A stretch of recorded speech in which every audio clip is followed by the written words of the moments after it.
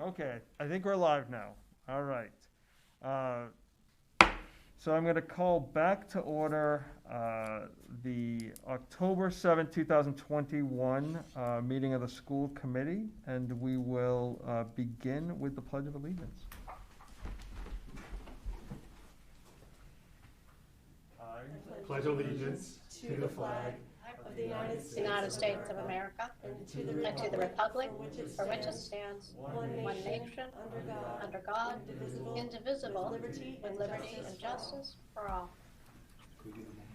And I would ask that, I should have said this earlier, that we will remain standing for a quick moment of silence, and Dr. Gilligan. Yeah, just a quick moment of silence for longtime staff member at North Andover High School, Mr. Anthony Reynolds. He taught English there for over 30 years, retiring in 1997, and he was the department chair, and he just passed recently. So just a moment in his honor and his service and dedication to the town of North Andover.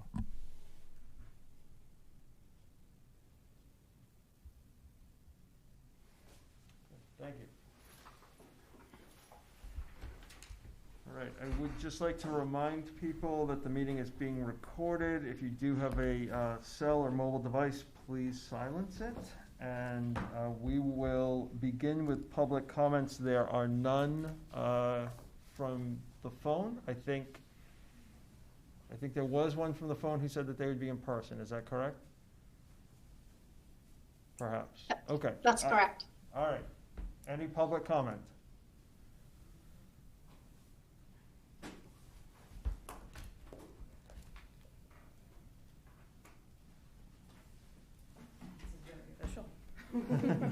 So nice That's to a have very a big back here. microphone, too. Yes.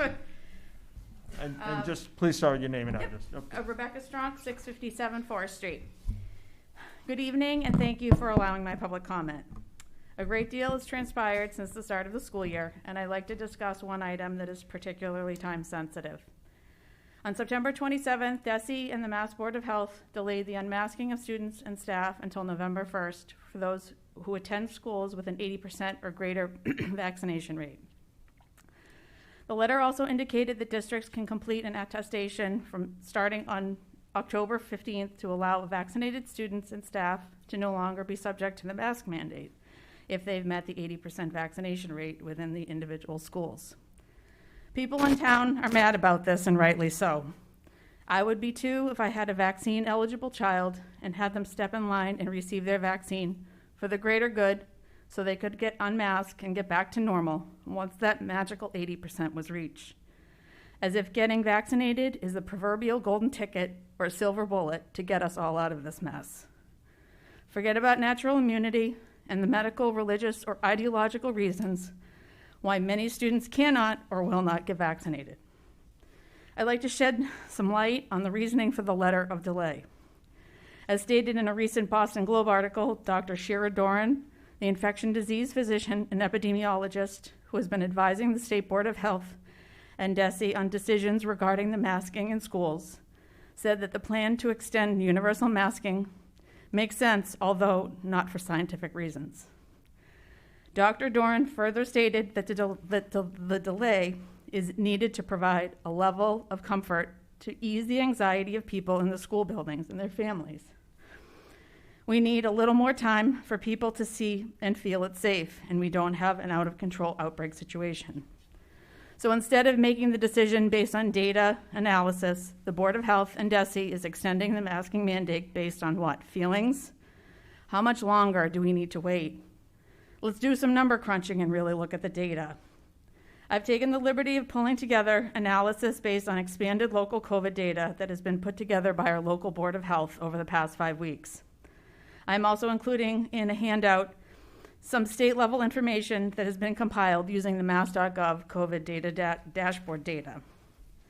What this data reveals is that, on average, over the last 5 weeks, 44%, or nearly half of the active cases in town, are fully vaccinated individuals across all vaccine-eligible age groups. The local data is consistent with the state data presented as well, so North Andover is certainly not an anomaly. What is also important to note is that local data could be skewed as only unvaccinated students are required to be asymptomatically tested. In addition, just this week, One of the companies supplying many schools with the rapid COVID tests have recalled 200,000 tests due to false positives. Vaccinated students are never considered close contact, are not required to quarantine, and are never tested. These students, because they chose to receive the vaccine, are given special privilege. Those vaccinated, both students and staff, can still carry, transmit, and get sick from COVID. There have been over 36,000 breakthrough cases in Massachusetts alone, and they represent nearly 1/3 of all COVID hospitalizations. The vaccinated and unvaccinated need to be treated fairly and equitably. Those who choose to remain unvaccinated should be respected for their decision. Please remember, as attestation forms are being filled out, signed and submitted, that the school committee members, you were elected to advocate for 100% of the students in the district, not just the vaccinated subset. Dr. Gilligan, as superintendent, it's your responsibility to represent, respect, and look out for the well-being of all students, regardless of vaccination status. I'm going to ask you to just finish it up. Yep. Discrimination is defined by Merriam-Webster as a practice of unfairly treating a person or group of people differently from other people or groups of people. Decisions regarding masking or unmasking need to be applied to all students. Knowingly making decisions based on vaccination status alone is by definition being discriminatory and is unconscionable. I sincerely hope that you make the right decision for all students in this town. They certainly deserve it. Thank you. Thank you. All right. Other public comments? Yep. So just ask you to state your name and your address, please. Yeah. Thank you. My name is Leah Collar of 85 Lancaster Road. I'm an elementary school parent of a 2nd and 4th grader. My comment tonight is in regards to the masking policy for our children in North Andover Public Schools. And with 8 current cases in all of our schools combined, so that's high school, middle school, elementary, and kindergarten, my question is, and also my comment is, when can we start implementing a time to let children take their masks off for at least parts of the day if they choose to? The cases are low, and from what I can see from the COVID Town dashboard, there are 0 hospitalizations from COVID. I think it's time to start potentially peeling back some precautions and let kids at least sit at their desks, which is just a suggestion. Let kids sit at their desks while they work without masks on as a start, then reassess in a few weeks if necessary. I would hope the school and parents of students would be willing to start giving more options to kids and young adults around face coverings while they sit at their desks. I am in the camp of removing face coverings altogether, but as a member of a community, I'm also trying to understand the fears others have about removing them. I'm not asking to drop the mask mandate. I'm asking to meet in the middle. I would also like to know what the school committee has been discussing regarding the October 1st, which is now November 1st, reevaluation of face coverings. And maybe this will be covered in the health update. So if I'm jumping the gun, understood. But if not, what are the discussions and what's the game plan? I'm fearful that we will just keep putting masks on kids as long as there are cases. And I think we all know that there's always going to be cases. Are we pressuring DESE, the ones who mandated this and are not health experts, to at least come up with more reasonable thresholds for COVID protocols and mask wearing? Are we doing that? 8 cases, 0 at my child's school currently, should not mean that they are wearing masks for 7 hours a school day and then go on to play indoor sports with masks on. For example, my 4th grade daughter wears a mask all day at school and then goes on to dance class from 3:45 to 6:45 p.m. a couple of days a week. Is this healthy for her? I really don't know. No one knows. And to wear a mask for some of the days from 8:20 in the morning until 6:45 p.m. with minimal mask breaks, it's a genuine question from a parent. Would it be better to keep her out of extracurricular activities and get no exercise, since school is obviously a must? The masks give her a headache some days as well. The resiliency is wearing thin for many children. Just ask them. This is what parents are faced with every week. I asked the school committee to help us come up with something that gives kids more options other than face coverings if we're going to drag this to the end of the school year. The response of taking it 1 month at a time is no longer acceptable and is really difficult to digest. And it's, to an extent, it's not fair to our kids. So I guess my question to you guys is, how can we help, parents help, come up with suggestions? I mean, we've been doing a lot of things, pressuring Jesse, sending things to the governor, asking questions there, and it doesn't seem like we're getting much traction. So my question is to you guys, how can we help you and work together on this? Thank you for your time. Thank you. Thank you. Thank you.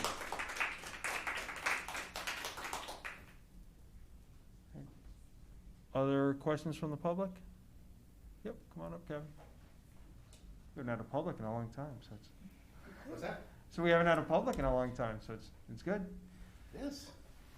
You need my name, right? Name and address, please, for the record. Kevin Doobie, 76 Boston Hill Road.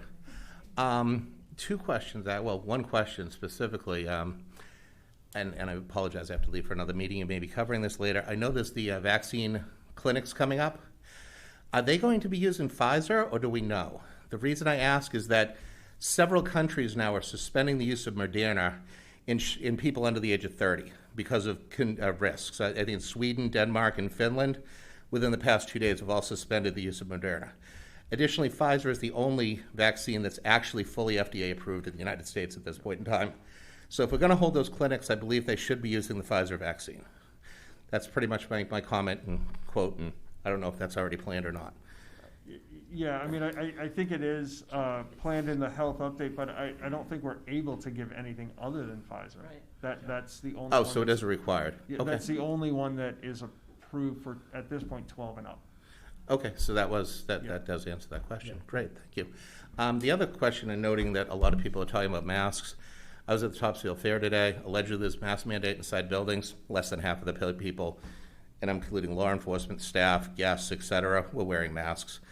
Nowhere else on the planet is anybody, well, at least in this country. I mean, you walk into any restaurant, any place of business, anywhere, the vast majority of people are not. It's kind of time. And the other thing is the, I think I heard Rebecca was going to touch on this, but the in versus out of school contact tracing, when you get down to it, if an unvaccinated child, and let's face it, no elementary students till this point can be vaccinated, they get contact traced in school, they get to stay in school and do the rapid tests. They get out of school, they're basically suspended for 7 days because they can't come back until they test out of school. It's an incredible hardship, and it really should, those two things should be identical. A lot of these kids' activities, as was just mentioned, their dance classes, whatever, they're wearing masks in these outside courses. They're wearing them anyway. What's the point? If you're not going to get any difference, if it's going to be treated as if, there's no difference, you're out of school, it's really, I think it's really a hardship, and it makes absolutely no sense. So thank you for your time. That's my comment. Thank you. All right. Other comments or questions? All right. Okay. No recognition tonight, Dr. Gilligan? Not at this time tonight. Okay. Perfect.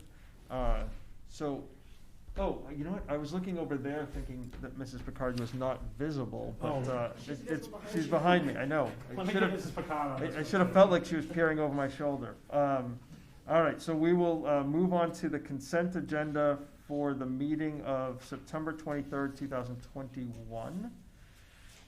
And I would entertain a motion regarding those minutes. So I'll move that we accept the minutes as presented in the packet. Okay, motion by Mrs. Vitsky. Second. Second by Mrs. Madeley. Yep. And we will move into any discussion. And Mrs. Picard, there she is. Okay. Any discussion on the minutes? No. Okay. Mrs. Vitsky? Yes. Any discussion? on No, the- sorry, they were doing roll call. Sorry, you're No. jumping the vote.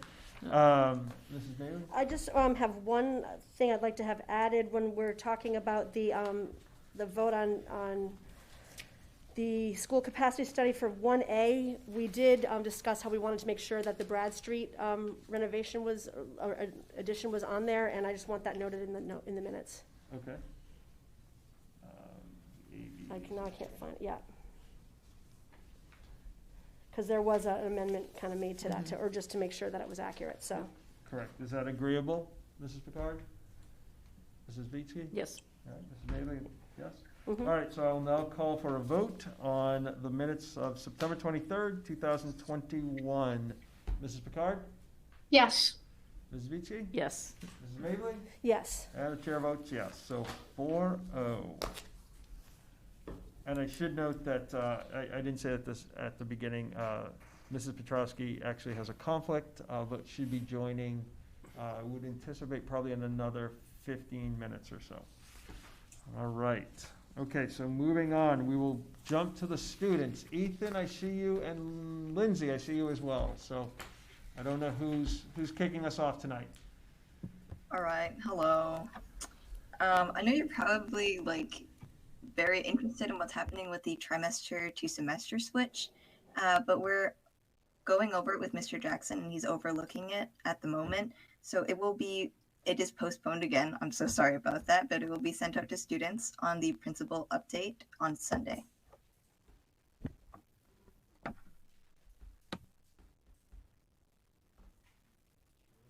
He told me to turn the mic, yes. Ethan, do you want to say the next one? Oh, no, that's me. Sorry. The NASBAN won 5th at NESBA on Saturday, October 2nd, so congratulations to them. And the math team had their first competition at Tewksbury High, and that's a very interesting thing just because we've been virtual almost all last year. In addition, the North Andover High School cross-country team had a meet against Lowell last night, and unfortunately they did not win, but they worked very hard to properly represent North Andover High School. On October 12th from 8 a.m. to 9 a.m., the NHS blood drive will be held, and any student over 16 is welcome to participate/give blood. The Interact Club is holding a Halloween clothing and costume drive from the 8th to the 22nd, so that it's starting tomorrow. So look for a pumpkin with a witch hat on a flyer if you want to learn more, or there is a donation bin near the nurse's office. In addition, this past Tuesday, the North Andover High School Drama Guild held its first meeting in the auditorium. The Drama Guild has many plans for a few full-length shows this year and is excited to finally have an in-person audience again. However, if this cannot be the case, the Drama Guild is completely willing to adjust and adapt to the circumstances. Also, the Spirit Week for North Andover High School was this past week, and the Spirit Rally was Friday. Most people, students and staff included, seem to receive it very positively. And we, as student council members, are very happy that we were able to get another in-person Spirit Week. And again, a shout out to North Andover High School music teacher, Mr. Clark, for doing so much to set up last year's virtual Spirit Rally. We can't thank him enough for handling that. Also, freshman class elections are being held October 13th, and we have a very good number of candidates this year. So we say good luck and thank you very much for the high freshman participation to the class of 2025. Also, there is an in-school SAT day on October 13th, especially for seniors. After the large number of participants during the March 24th test day earlier this year, North Andover High School is considering more test days for the SAT during the school year, considering its success.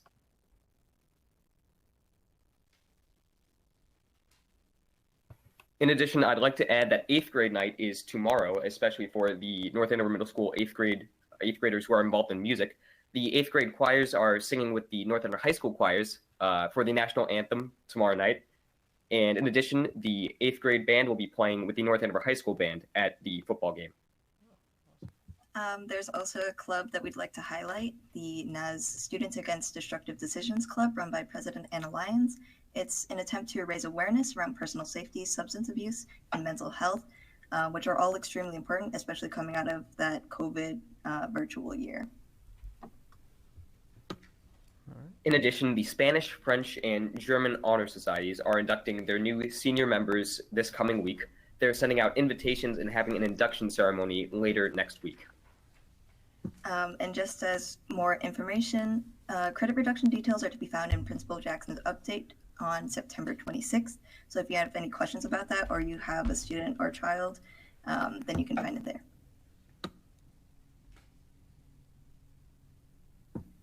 And the first STEM newsletter at NAS is spearheaded by senior Anusri Chitaneni. This is a very exciting and a great opportunity at NAS that has never been seen before, so congrats to her and look out for that. Finally, to end our report for the night, as I'm sure the school committee already knows, the Pfizer vaccine clinics for North Andover High School and North Andover Middle School students age 12 and above are being held this Wednesday, October 13th, and 3 weeks later, Wednesday, November 3rd. The vaccine clinics will be right outside of the middle school and high school, and there are already consent forms sent out to all of the students 12 and above to sign up to get their vaccines.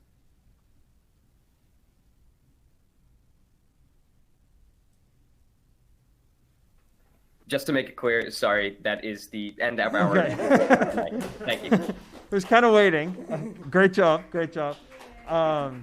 You get a round of applause here from the crowd. I think there may be some questions here, if that's okay with you guys, and we'll start with Mrs. Picard. I don't have any questions tonight. Thank you. Mrs. Vici? I don't have any questions. Thank you. Mrs. Mabley? I do have two small ones. One is, so you said you're doing a costume drive for Halloween costumes, like to collect costumes so that kids who need them can have something to choose from. Is that what that purpose is? Yes, that's correct. And did one of the clubs come up with that, or? Yeah, that is the Interact Club. That's fantastic. I'd never heard that before. Have they ever done that before? I'm sure they've held drives in the past. Yes. But I'm not sure if they've done specifically one like this. Well, I think that's really cool. So thank you tell them thank you. That's really nice. Oh, was it? Oh, very, very good. I love it. And then the STEM newsletter. So who does that go out to? I believe that goes out to students. I think she will send them out to Mr. Jackson, and then he will send it in his principal updates. Oh, that's exciting. Oh, awesome. Very good. That's a really nice addition. Congratulations as well. Thank you. I just have a couple of quick questions. You may or may not know the answers, and that's okay. You mentioned the blood drive. Is that in school or after school? That will be in school, during school. I believe it will be either the 12th or the 13th. We'll have to get the date back, but we know that it will be open to NHS volunteers and any student volunteers who are age 16 above, and it will take place during a school day next week. Okay, and obviously if you're under 16, is there a link on Mr. Jackson's newsletter for parental consent? I think you have to have parental consent at 16 to donate, correct? Do you know if that's... I do believe so, but I cannot confirm that. I also cannot confirm whether students 15 and below can get parental consent in order to participate in the blood drive. Okay, all right. I think it's 16 and up, but I think you have to have parental consent. The drama production, do you know what that is or any dates, or is that still being worked out on logistics? So as of now, it is most certainly still being worked out. The general plans for the Drama Guild's year are a musical later on, probably around January, February, a full-length play without music about March or April, and a senior musical, of course, exclusively for the departing seniors much later on in the year. As of now, the productions have not been disclosed, and the Drama Guild is still working hard to make the specific plan for all of the scheduling and the productions. Okay, perfect. I know they usually have to get like the scripts and costumes and all that stuff. I didn't know if they had decided that. And then the last question, you kind of alluded to this a little bit when you talked about the SAT. I have been seeing some of the emails come out regarding college days and college visits. So I'm just wondering your perception, and some of these are obviously virtual right now. How are these going? Are you able to attend them? Yes, I believe that a lot of them are virtual. I believe that the way that colleges are able to contact you are if you put them of interest in like Common App or Naviance, the colleges will reach out by email to you. I honestly haven't attended too many of the virtual sessions, but I do believe that they are mostly virtual. Okay. I haven't seen any advertisers that were local. Obviously, that has changed in the past couple of years, but I didn't know if there were some that you maybe had notice of that you could share. So, okay. All right, I think that's all I had. Awesome job, guys. Thank you.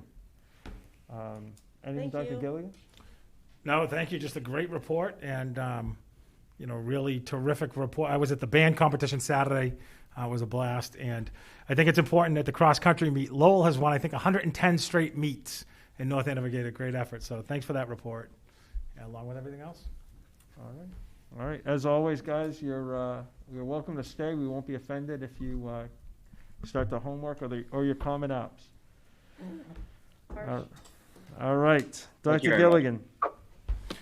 Thank you, Mr. McDevitt. I'd like to welcome Cheryl Bozzak, our Director of Health Services, for a health update. Cheryl, if you could let us know, how are the numbers running in school? One of the next items is the Vaccination Clinic that we're able to work with the health department for them to set up with Greater Lawrence Family Health and partner with us again. And any news from new news from the state? I know that last time you reported that we had gotten Test and Stay up and running prior to a lot of different schools. And any new news with that or updates from the state? I know you meet with them pretty regularly. Great, thank you. So the first good news was, as was mentioned earlier, is our active cases currently in our schools have really decreased this week. Last Thursday, we had 30 active cases, and today we have 7 in our schools. Awesome. So I'm so happy about that, and I'm hoping that will be a positive trend.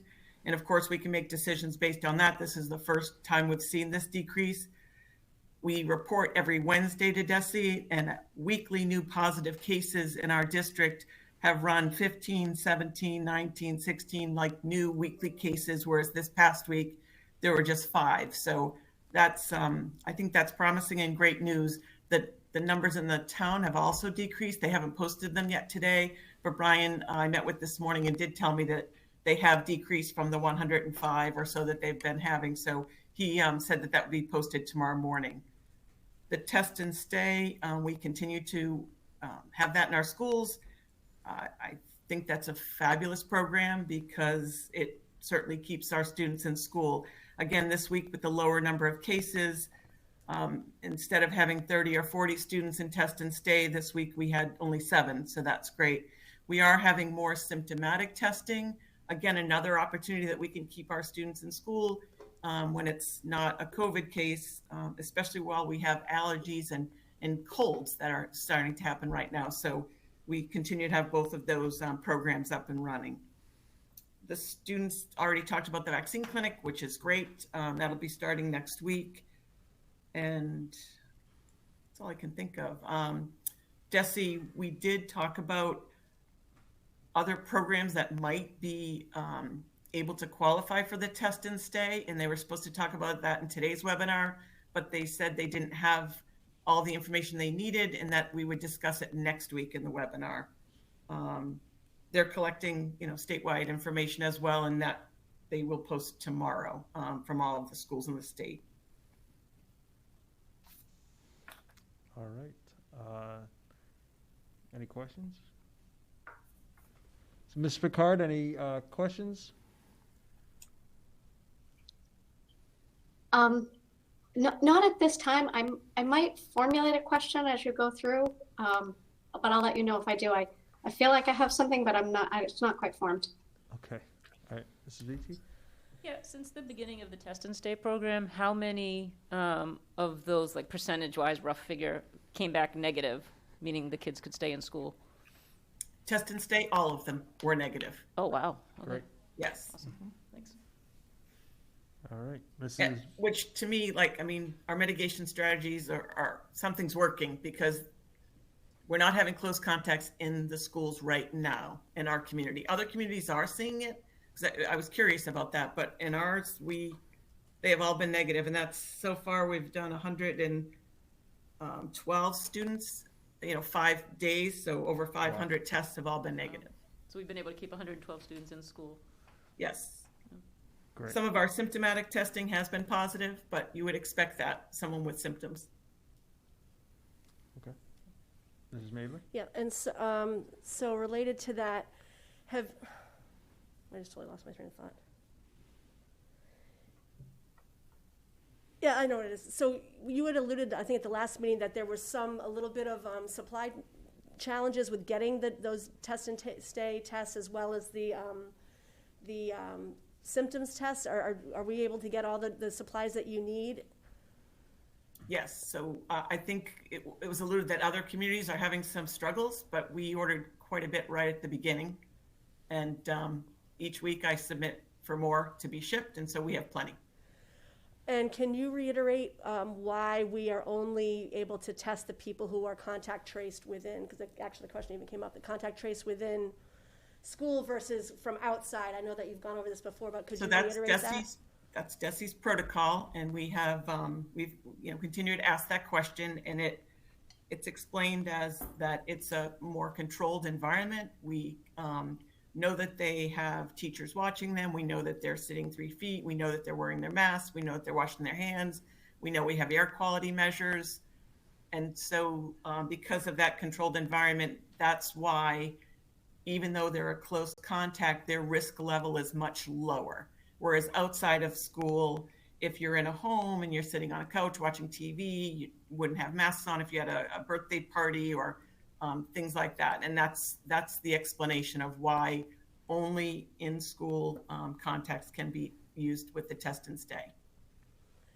Okay, so related to that, so once we, get to this point where we, pass this 80% at a certain point or whatever, and if people are choosing to not wear masks, at some point, like, how does that impact your test and stay program, or does it not change anything? They haven't given us any guidelines when there's masks removed. That they will provide those in the next few weeks. Few weeks. Okay, thank you. All right.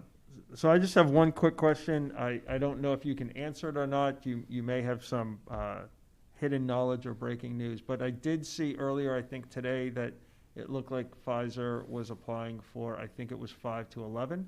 Yeah, so they did submit that today, and on our DPH call, they said they would meet about that anytime between, they used Halloween to Thanksgiving, so during probably early November.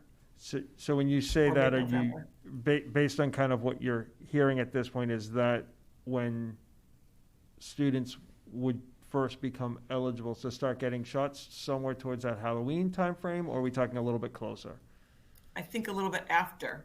A little bit So after. they've submitted it, but now the FDA has to meet about it to decide if they're going to give it an emergency release. Okay, all right. I wasn't sure the timing of all of that, so, okay. So they might meet sooner. I don't have the exact date of when they're going to meet. Okay, all right.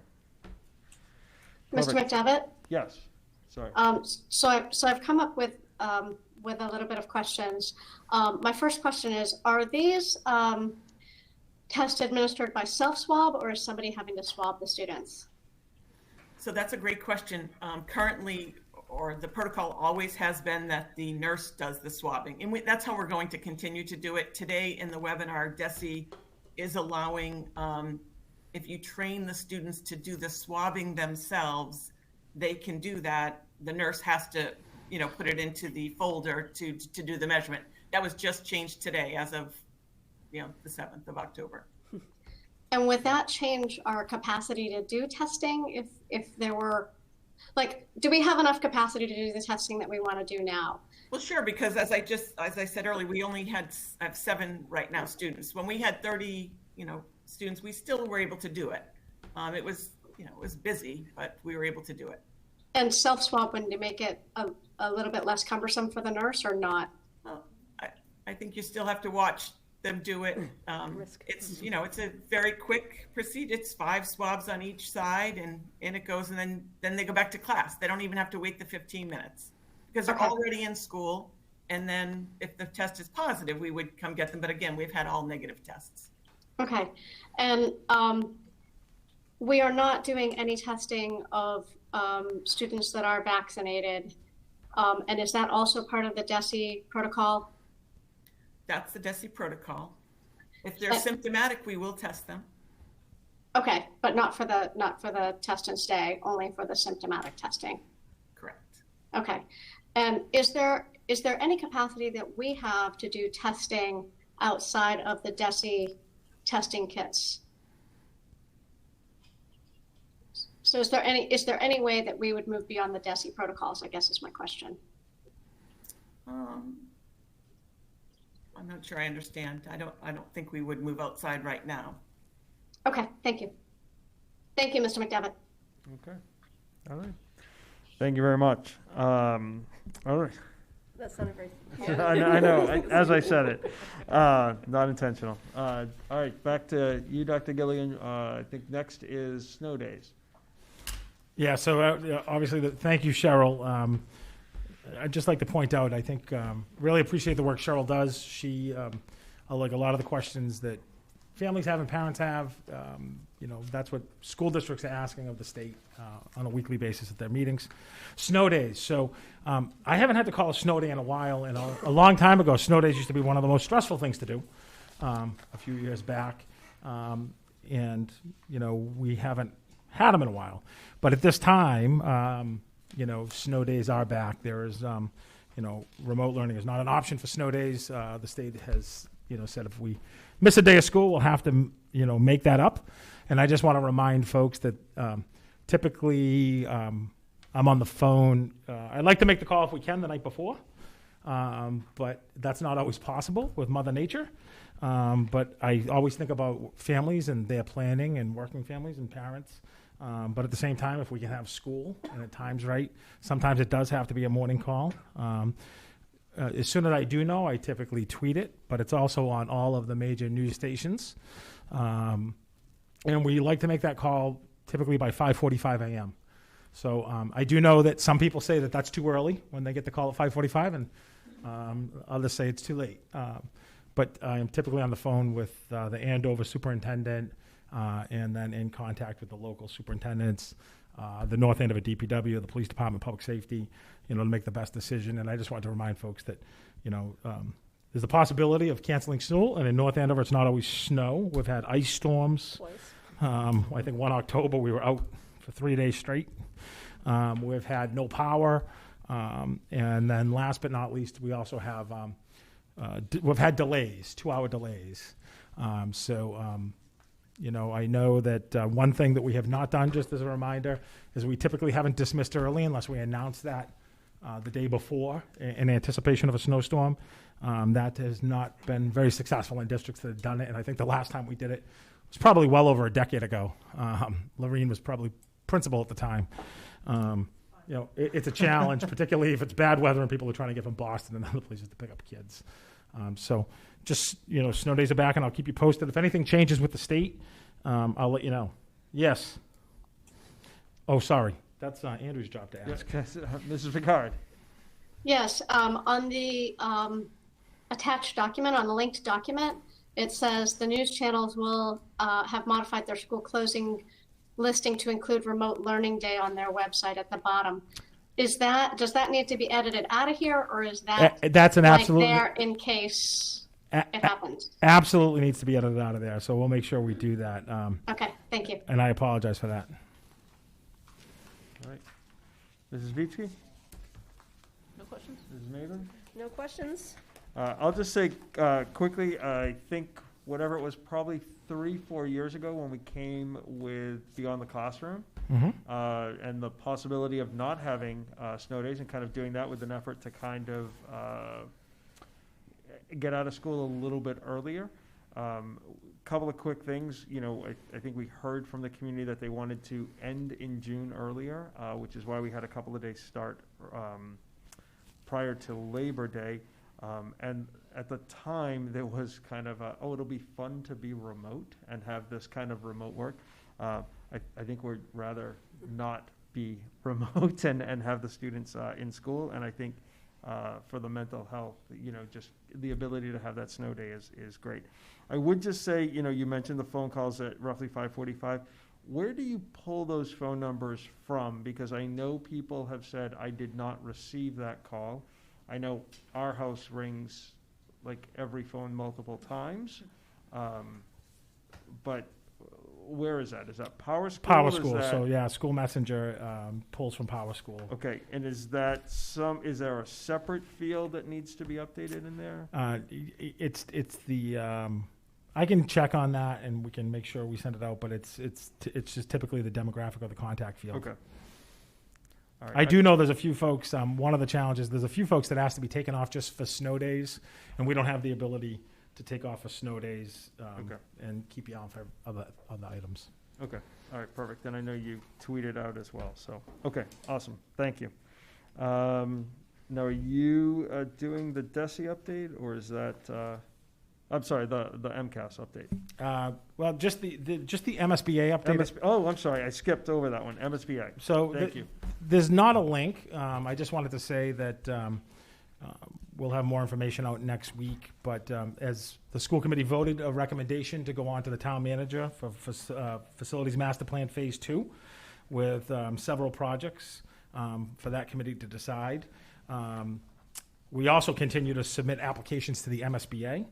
And so, with all of the projects, they're individual applications for each school for the MSBA. They've asked to come out and take a look at the Kittredge on a site visit.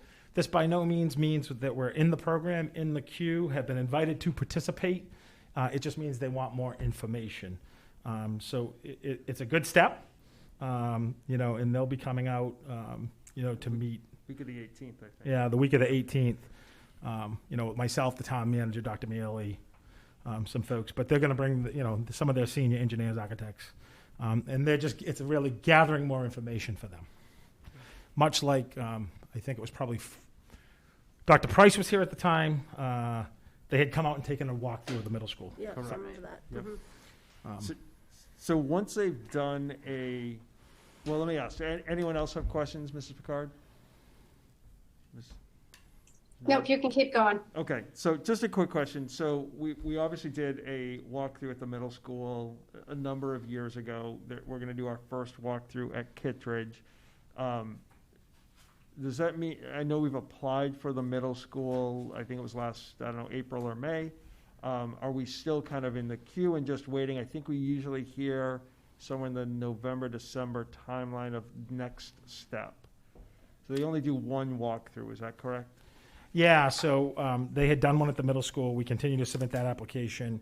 And so they will typically notify us, or they say they'll notify us by the end of, November, December. Yep. About all of our applications.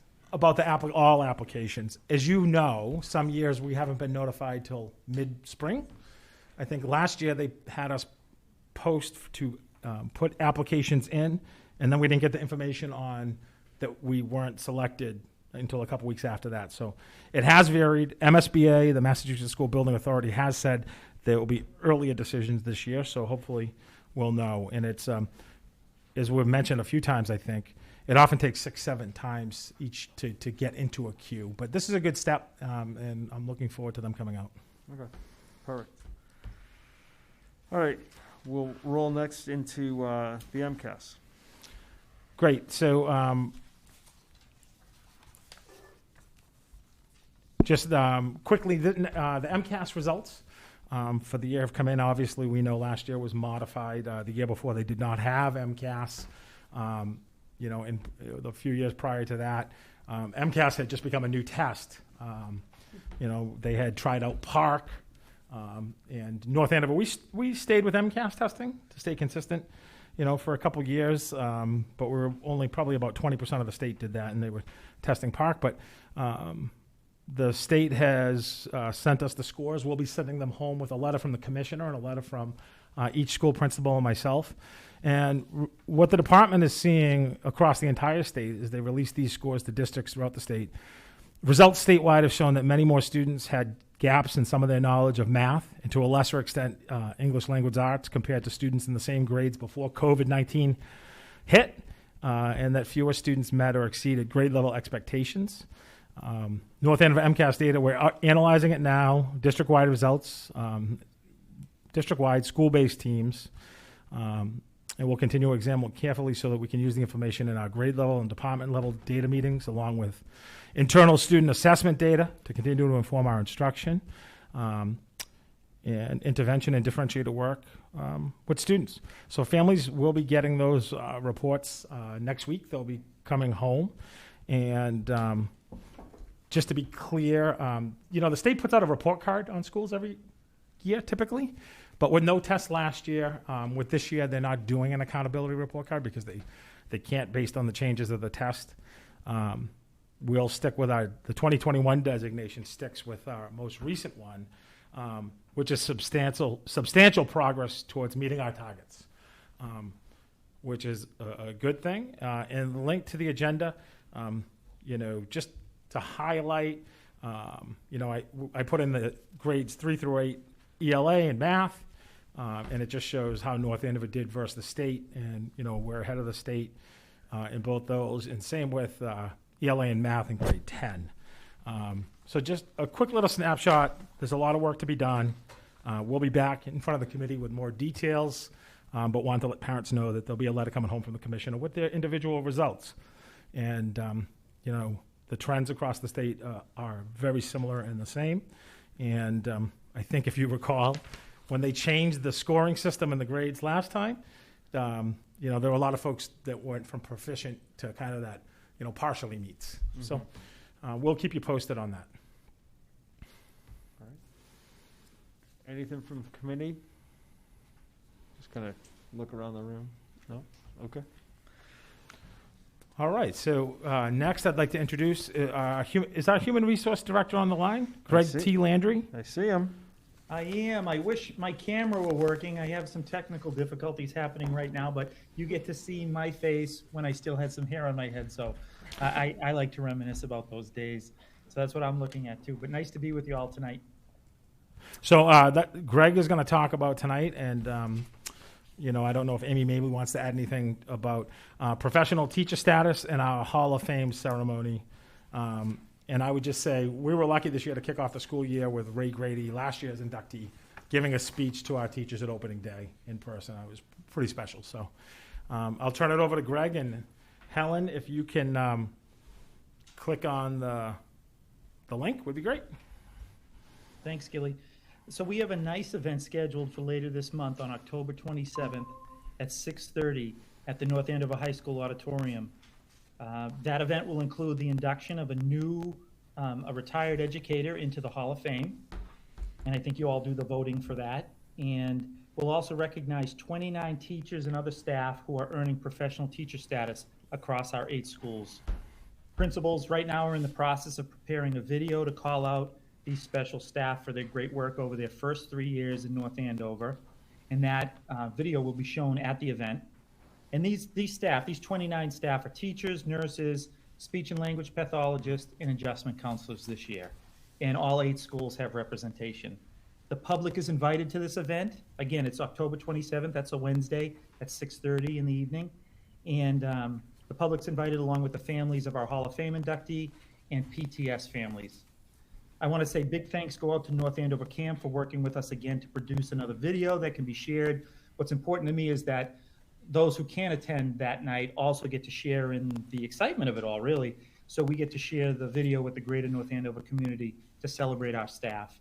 Thanks to Amy Mabley. I know Gilly just mentioned that, but Amy runs the process for the Hall of Fame, and it's a lot of fun to read those nomination papers that come in and just think about the good work that these teachers have done over the years. So I don't know if we can mention who the nominee is for this year, but I'll let you do that, Amy, later.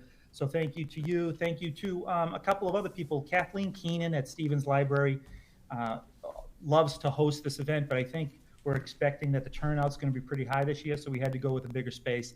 That's why we're having it at the auditorium.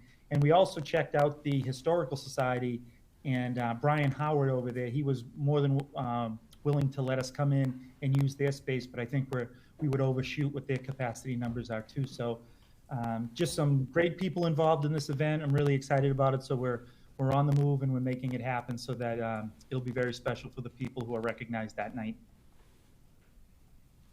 Amy, do you have anything to add? Sure, just one thing to add. I think Mr. Landry Greg did a great job last year introducing a new element, because it was all completely remote, that the teachers who normally get the professional teacher status come up, they get a certificate, they sit down. But because it was all remote, they all got to give a minute or two little talk about who they are and why they're loving their job and what have you. And it really kind of changed the dynamic. It just made it extra special. And so while they won't be doing those speeches at the event, it's part of the video that's being put together that we're working with Cam on, that they're going to get to actually talk a little bit as well. And that whole assembled video with the principals talking about these teachers, as well as the teachers giving their little blurbs, as well as Mary Gregoire, who is our inductee into the Hall of Fame, and others around that will be speaking. And all that video will go out on North Andover Cam and YouTube in mid-November. And we will also work with the principals to add it to the school newsletters. And we can even put we'll work with them to be able to, if you want to just see the Franklin, teachers, we'll give you a timestamp and such. So we'll be able to send that all out. So people who, if they can't attend that night at the auditorium, they'll be able to watch the video and get a chance to celebrate those teachers. So I think it's actually a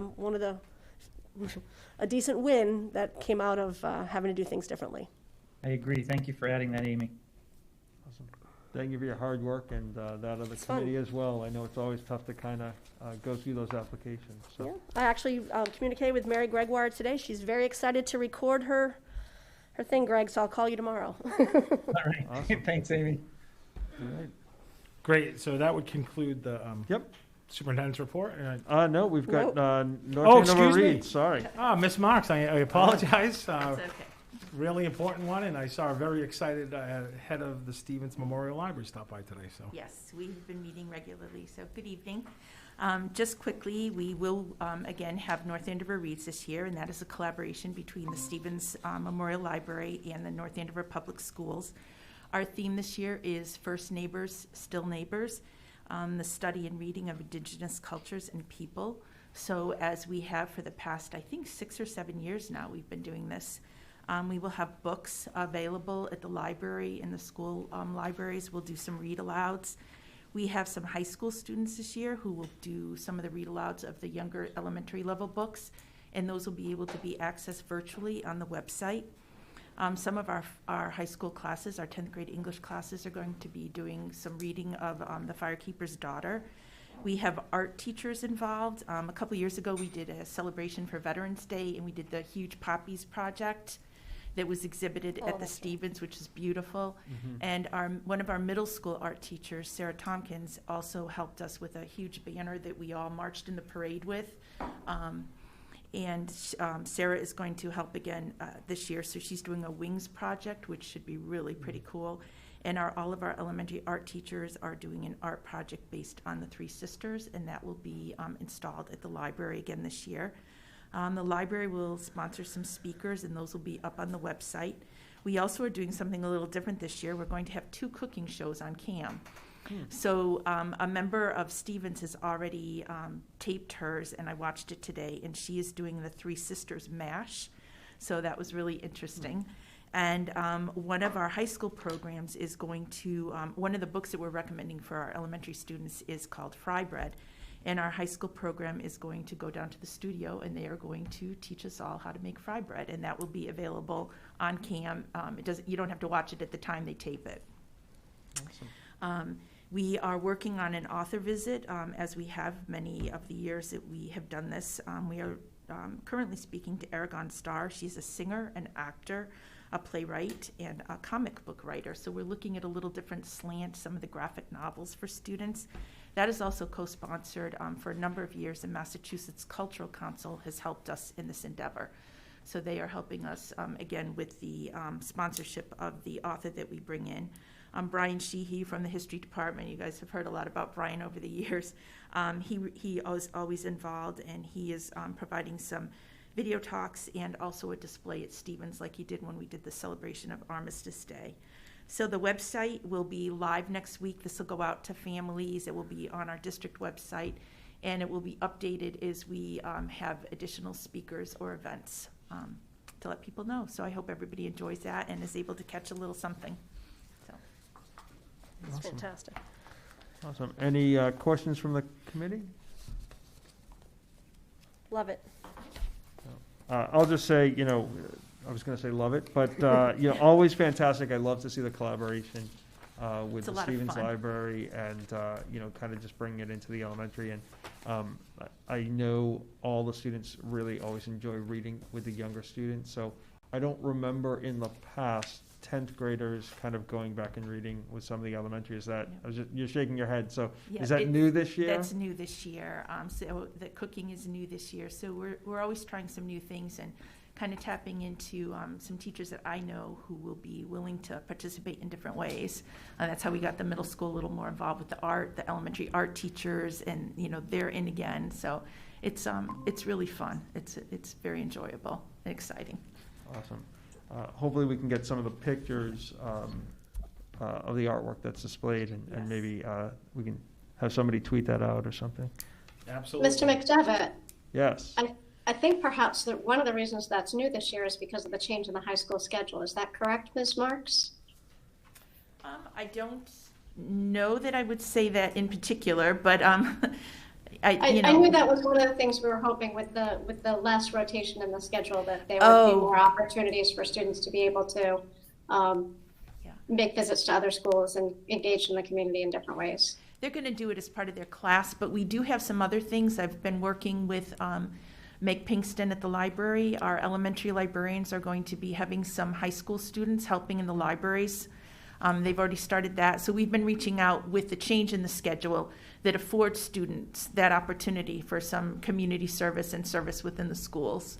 So that is happening based on the new schedule. Awesome. So, yes. Thank you. And as we were doing that, I'd just like to note for the minutes, 7:55, Mrs. Petrowski joined as well. So, how are you? Great, how are you? All right, just making sure your audio works. Is it working? Perfect. All right, so from an agenda perspective, you are right on time. We're going to hit the chair's report. Anything else, Dr. Gilligan? This time it concludes the superintendent's. This time, okay, all right. So I will be relatively brief with the report tonight. I do want to report out that we have agreed upon and completed an MOA with the North Andover Teachers Association. We voted on that 5-0 in favor of that. The teachers union voted, that was passed at a rate of 95%. I think that will be posted on probably, if it's not today, then tomorrow, I would imagine. On the website, there is a section there under contract, so if anyone is interested in reading that, you are able to. A couple of highlights that I will just hit on that, and then if anyone from the committee has any comments. But, one of the things that we talked about or negotiated out was the use of face masks within the buildings. The vaccination status, so the ability to ask for that status from staff. I think that that's really important as we start to look to hitting those numbers in terms of 85%, as they're been given out from DESE right now with the November 1. I thought it was 80. 80, what did I say? 85. 85. I looked down and I saw 95. That's what I said. 80% from DESE. Yes. As we look at that, it is not just student vaccination rates, it is faculty and staff, and that gets factored in with the students as well. So important to know that. Use and the availability of personal protection devices, PPEs, the use of buildings and how we allow other members of the community to come in. And the one part which I hope we never use has to do with the death benefit as well if we were to have a teacher with COVID. So all of that is available on the website or will be very shortly, probably over the weekend, I would assume. Yeah, we have the Director of Human Resources on right now, and that will be under the Human Resources section. We got a signature tonight. He just ran away. He just left. Well timed. Well timed, Mr. Landry. Yeah. We'll get the signatures and get that posted. Yeah. So there is a section under contracts. You can just Google. There's a search in the, I think it's the upper right corner. You can search on that, and all of them are there. Oh, he's back. He might be back now. Did you hear your name, Mr. Landry? As you? I did, and I meant to click unmute, and I clicked hang up instead. I think that happens to all of us once in a while. Well, I'm sorry, I missed what, I heard Gilly starting to introduce me or something, but what came after that? Just said, Mr. Landry, you'll be posting the MOA.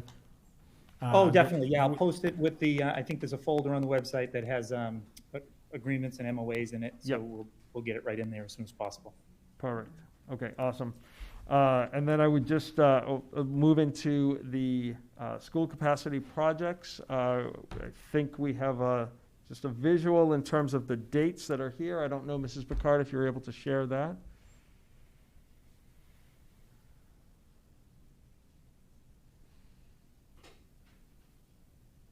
go.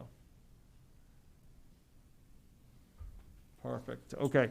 So just as a reminder, there are, I think, 8 or 9 different public forums that are scheduled regarding the school capacity and the recommendations as we move forward to looking to build new buildings and renovation of buildings for those. So I won't read through all of the dates that are here. I think that they are mostly, I shouldn't say mostly, they are directly at schools which we know are impacted.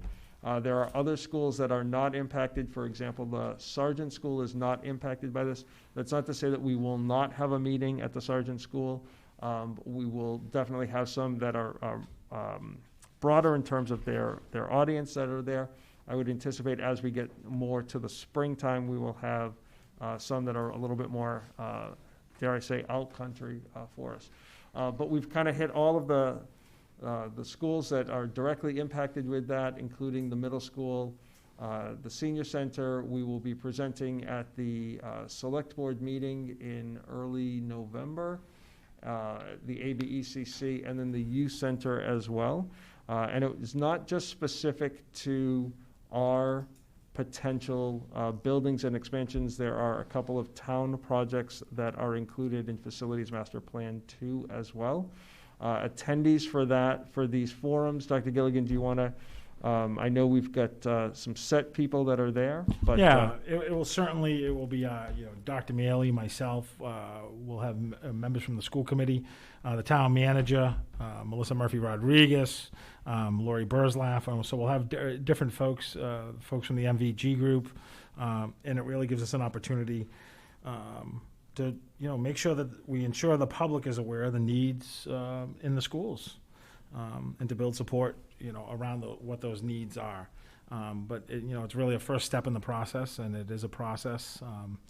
And the committee voted to pass along a recommendation to the town manager, which will go to the Facilities Master Phase 2 committee, and then they'll have to make an order and work on some plans and work with MVG and work together with town boards to bring it to town meeting for the part of the capital improvement plan for a vote for a first step at town meeting in May. Mm-hmm. So, any questions or comments from the committee here? I was going to call on Mrs. Petrowski first, but I saw Mrs. Picard shaking her head no. Mrs. Petrowski? Nope, I don't have any comments or questions. It's pretty clear. All right. I have to still double check schedules to see which ones I can attend, but I'm looking forward to being at least a few of them. Okay. Sounds good. Nope. And I was just going to say, this is an opportunity a little bit more in-depth, a little bit smaller gatherings for the community to be able to ask questions and get some clarification. There will be no more than 2 school committee members in attendance at these. We don't want to have an open meeting issue, even though it is kind of a little bit of a public session that's there. So. Can I just interject really quick? If people are watching or if people come back and watch this afterwards, this is your opportunity to hear your voice heard and to see and to talk and to get some information. So I know that there are a lot of people who are in the community that know how important this is. So I just encourage people to come out to one. There's lots of dates here. If you can't make one, make another one. There's different times too. I just hope we have a lot of participation because we're going to need our community support for this. Thank you. Actually, that does make me think of a question. All right. Or just a comment to say, and these forums are to get the overall plan. We're not getting into, details of where the entrances and the bathrooms are in any of these buildings or anything like that. This is just discussing the fact that we need to make some major renovations at these various places. Yeah, it's holding the public forums so that we can make the community aware of the needs of the schools.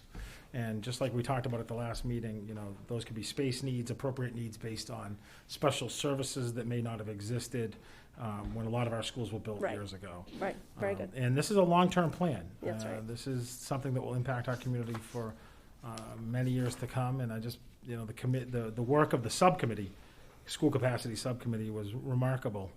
Thank you. All right. Thank you. All right, so we will now move into old business, the superintendent and school committee goals. I think I just lost my page here.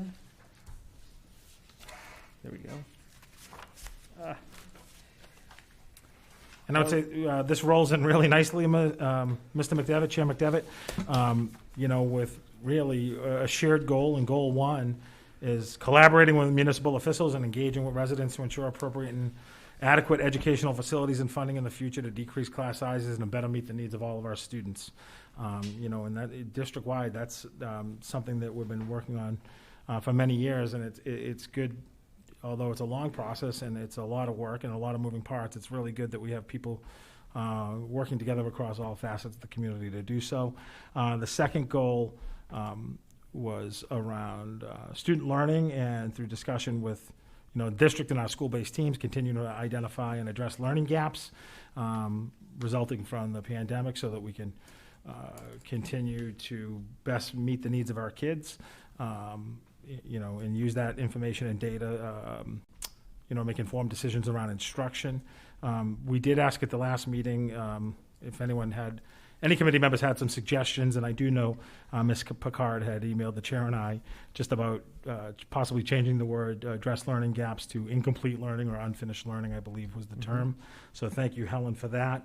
Like Ms. Marks was talking about in North Andover Reads, goal 3 was really around district-wide support of a commitment to social justice, equity for all students and staff, and continuing our work to create a culture that is reflective of the students in which we have the pleasure to serve.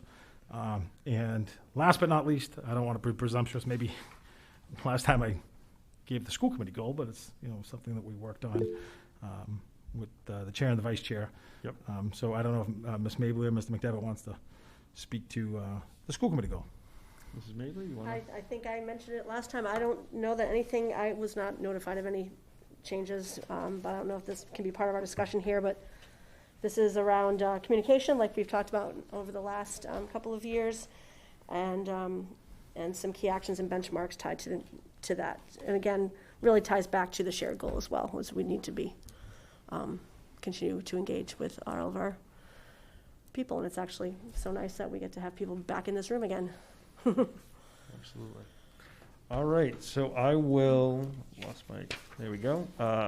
Before we go into any discussion, really, I will go into, is there a motion regarding the fiscal year 23? Isn't it? That's 22. It's supposed to be 22. 22, yes. Sorry, a little typo there. 22 superintendent and school committee goals. So is there a motion? So moved. Second. Mrs. Picard, Mrs. Mabley. All right, discussion. So we will start, Mrs. Petrowski, I won't put you on the spot yet, but we'll start with Mrs. Picard. Yeah, I really appreciate the flow of this set of goals. I was talking to Mr. McDevitt that, reviewing the goals for the last 5 years, we really feel like it feels like we're coming to fruition with our first goal and continuation of our expectations with the other goals. So I will definitely vote in favor of this. The one suggestion I would ask us to consider when we're talking about goal 3, it mentions the student voice through the Race Amity Club. Which I think is fantastic. They've been around for a while and doing really great work. But there are some other student voice groups that we might be able to include in there, like the Anti-Defamation League work that's happening at the middle school, as well as the Asia Pacific Islanders, which is led up by our student rep, Lindsay. So I don't know how granular we need to be in there, but we have for a few years included the Race Amity Club, and there might be a way to expand that a little bit. Thank you. Thank you. Mrs. Petrowski. So I love these goals. I think that they're just tied in really well to the community and the needs of our school community right now. It's kind of fun or interesting for me because I am in the middle of writing my own professional goals for work. So this is it's kind of cool to see the superintendent and the school committee goals because I'm down on the other end of it, writing them as teachers. And I think actually, Mrs. Picard, for the key actions maybe can include like adding clubs as needed. I don't know that it has to be listed in a benchmark, but Dr. Gilligan probably can talk to that a little bit more specifically. I don't think I have any suggestions. I really think these are tied in well with the community and what the needs are right now, and I'm excited about them. All right, Mrs. Lynch? I concur with Helen's point. I think it's rather than single out a group, because we're likely to miss a bunch of groups, to be Right. all inclusive in that line. So I agree, and that's a good point, Helen. Okay. Ms. Maley? So I just try to write, so continue to promote student voice through student clubs across the district, or something like that? So that we're not calling out just Race Amity Club? Yep. The only thing I would add to that, if I could, would be student-led clubs. Yeah, that's great. Mm-hmm. Yep. I just think their leadership is important. Mm-hmm. And they definitely have been the drivers in all these. I know that at the middle school, the ADL they had advisors that helped to start that, but once that's established, I know the kids are doing a great deal of the leading there, so that's excellent. Okay. All right. Does that work so far? Yeah. Okay. So the only thoughts that I have on this before I call for a vote, years ago, dare I say how long, we had superintendent goals and we had school committee goals. So I'm really pleased over the past couple of years to see truly our goals are together and that we're working together. And not that our goals were different or competing with each other, but I think one goal, one mission for us moving forward is really the right thing to do. And, again, I know I have said in terms of number one, our ability to work, decrease classroom size. This isn't something that we achieve in, a week or a year or something of that nature.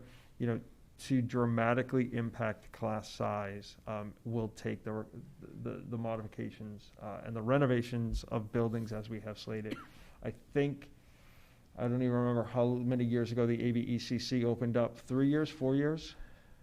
4. Four? Yeah, it's my fourth year as superintendent, and it opened up That year. first year. That first year. I think okay. that actually the modular units arrived, I think, in August. Right. Beginning of August. So, I think when we look back at that class size and how much that has changed, there's still room to go, but you can't necessarily just, arbitrarily start creating classroom space. It requires the planning of that. So, obviously the school capacity and the facilities master plan is huge in terms of that. So, just a reminder, good progress made. Much to come on that as well. So, all right. Any other thoughts, questions, concerns? Mr. McDevitt, Yes. I will appreciate it in the future if we can make sure that the agenda reads, first read, second read, vote. It's just clearer for the community when we say that it's a second read and a vote. So, on the agenda where it says old business, second read, to clarify it there, is that? Yeah. Okay. Yeah, second read and vote. Okay. All right. Fair suggestion. Thank you.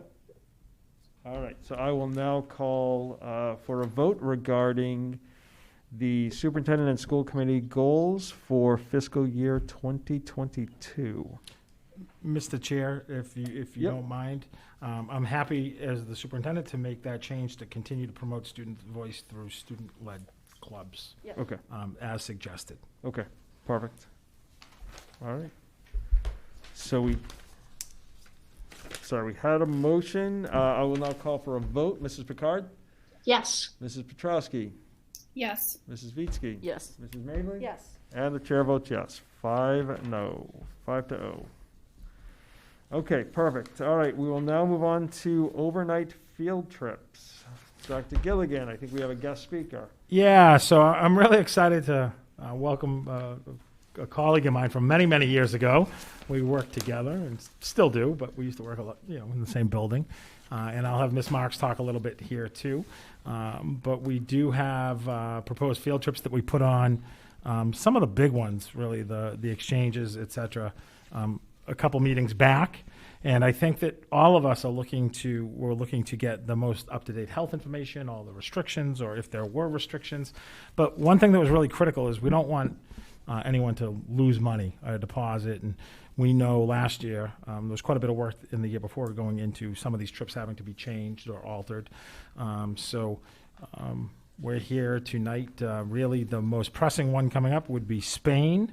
We've invited Ms. Carroll, the department chair for world languages at North Andover High School. And Ms. Marks, do you have anything else you want to? No, I think we can let Chris talk. We spoke the other day, but I just wanted to say that Chris has done a lot of research even since we met the other day in terms of just health statistics, which she can share with you, as well as really making sure that our refund policy and dates are clarified. She went so far as when we were meeting to make sure that she backed off a day because of the time change when you go to Europe. So if it's the last day, we want to make sure that if somebody has to get a refund, we have a date that's soon enough that they're not going to call in on our date and then be stuck because it's somewhere else and it's a different date. So I think she's done a really great job here. So we'll turn it over to her and let her talk a little bit about, I think first the Spain trip, and then if you want to give some highlights on the Quebec and the Germany trip as well, that would be great. So good evening, and thanks for your dedication to our district. The blood drive is Tuesday from 8 to 1, by the way. Awesome, thank you. So I don't know that I need to talk before I ask your concerns. Is there a specific concern that you have that I should address before I start talking? So I'll just, Mrs. Picard, Mrs. Petrowski, I can't speak, Petrowski? I need to listen first, I feel. Okay. I think so too. I have concerns or questions as a parent, but I think I want to listen first. No concerns. I guess the key thing is, and I think Dr. Gilligan hit on the refund situation. I mean, we don't want people, or if the trip is canceled out of our hands, how does that, or does that change, refunds? Because, okay. I think that's something that we want to protect our people from. Otherwise, it's their, they decide if they're interested or not. But if they decide they're interested and then something happens, we don't want them to have trouble. Okay, so the company that we're using is called Forum by Promotour. It's French and Spanish. We've been using them for over 10 years for the Spanish exchange. And I've used them for the French exchange for about 6 years now. And we are starting our German trips again, hopefully this year, after we had 30 years of a fabulous German exchange. So the Spanish exchange, they began, they filed with the school committee in June, and the teacher who organizes it is extremely organized. The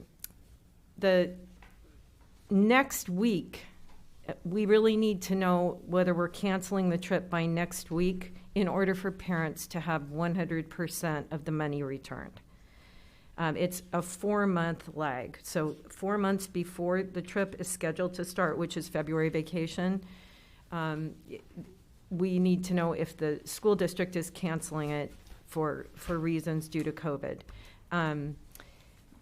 All 3 trips have a kind of insurance that guarantees that even if we canceled 48 hours before the trip was supposed to start, parents get 75% of their money back. Now, with the Spanish exchange, the organizing teacher sent out an email to parents, and I have the email for you if you need it, telling them long ago of these details. So when people signed on to the trip, they knew in advance, due to COVID, that there might be some changes. So parents have been duly advised. So that is a good thing for our school district and for our parents and our kids.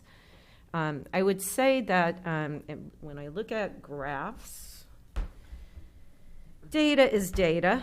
I'm not sure how to exactly share this with you, but this is a chart you can kind of see from the back of the room. And this is vaccine coverage in Spain overall, okay? And the prediction, according to this data source, is that January 2022, over 80% of the population of Spain will be vaccinated. I have some other graphs I looked into that are right up to date, and they contrast the incidence of COVID in the United States with Spain, as Spain's a lot safer to be in than the United States. Massachusetts, our Essex County, it looks like we're at medium danger right now, and Spain seems to be declining much faster than we are in terms of transmission. I'm a French teacher, so I'm not a scientist, and my interpretation of data is, probably not the best in the world, but I tried to do some due diligence. These trips are really our only labs. Science has labs all the time. These are our labs. And in so much as the French and the German programs are concerned, the smaller programs, they are the carrot at the top that get kids motivated and word of mouth advertising. I can attest to that because when I came to the high school from the middle school back in, I don't know, it's been a long time ago. It was the year that we built the new school. They were going to close down the French department, and I was supposed to finish the last few courses. And I started the French exchange. And by golly, within the next 5 years, we had hundreds of kids in French, and it was because of the exchange. So I would say that my history with these programs has been, I think they're very promising for kids. They offer them a certain level of independence, learning to shop in another country by yourself, learning to get along with people, learning how to mitigate problems, and it makes them much more independent as people. So, and the other part of it is that yes, they're a luxury. They're a luxury, but that is part of being in North Andover and something to be proud of at the community level. So I celebrate them. I hope we can run them. I know that every single participant has to be vaccinated, and the kids coming from Spain have to be vaccinated, and they need to present proof of that. It's a requirement to do anything in the European Union. I think access to vaccines in Spain especially is rising very quickly. I believe I saw that the European Union is using 5 different companies for vaccines so that there's more access all the time. And, kids will have to wear masks. I'm sure there'll be mitigation strategies like the ones that seem to be working here in North Andover for our transmission rate. I think that's all I prepared. Is there any other, are there any ideas that I can, if I don't have an answer, I can try to find out. No worries. So I think we'll start with our camera or our TV up there. Mrs. Picard? Yeah, thank you very much for saying that the students will be required to be vaccinated. That was going to be my question as you were talking. This is a tangential sort of, well, I'll hold on to the tangent. I would imagine that families could buy additional private trip insurance to supplement anything that the organization is offering. So I would imagine that this is a risk that families are taking with information and with opportunities to find other ways to mitigate their risk. And if I'm wrong, I hope you'll tell me that. In the past, before we started using Forum by Promotour or whatever it's called now, it's changed a tad. I did use, the German exchange and French exchange, we used to organize everything. We used to buy our own plane tickets, buy our own bus tickets, organize everything, and it just got a little bit cumbersome. At that time, however, there was a company that would do insurance for trips of this nature. So I can access that information from older emails and provide that for people if need be. Yeah, I don't need it, but I hope that the families will get it. And then my tangential question is, do we need a language lab at the high school? Oh, what? There is one. Well, language labs are, the concept of a language lab itself is kind of archaic now. Okay. It's a lot of money for something that the internet can provide. I would agree. And so we have had 2 language labs, and current applications and programs can substitute for an actual language lab, you know.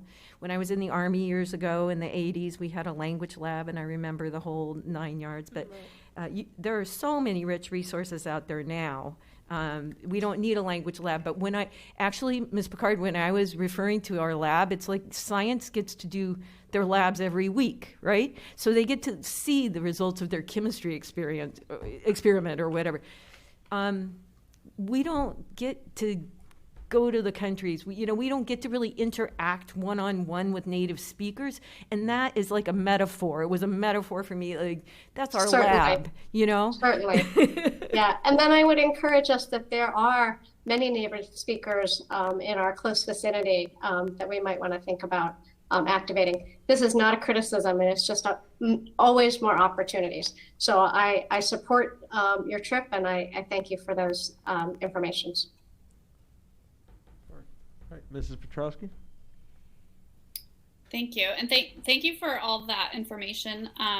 Full disclosure, my daughter is interested in going to the trip to Germany, so I just want to put that out there. So it kind of gives me a different lens, and it made me think of different questions as I am, potentially going to be the parent of a child going overseas during a pandemic. And also I'm thinking as like the teacher, and so I see this as like a huge project, but such a wonderful, amazing opportunity for our students to take part in. There's just nothing like there's no other way to truly appreciate and to learn about a culture until you're in that situation and in that place. So my question is, and I don't know who has the answer to this, but is there like a DESE requirement for overseas trips? And my brain just shut off for a second. I'm sorry. It's been a really long day.